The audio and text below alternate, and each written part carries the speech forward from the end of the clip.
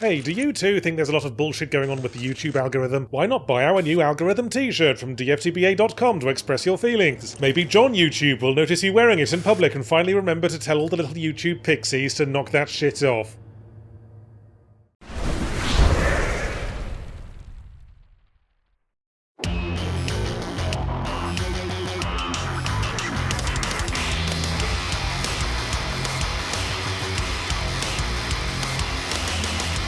Well, piss on a perplexed pedestrian, a game that has been in hype hell for 6 fucking years has actually come out, having achieved a sort of hype singularity and caused every other game to flee in terror from its surprise release date, like American senators from a perfectly reasonable piece of gun control legislation. Hollow Knight Silksong is the GTA 6 of indie games, or possibly the Yandere simulator of marginally less indie games, and of course within hours of coming out the backlash began from all the people who weren't terribly Hollow Knight invested but got swept up in the hype. Wait, this just feels like a DLC for Hollow Knight, they cried, to which everyone in the know replied with, yeah.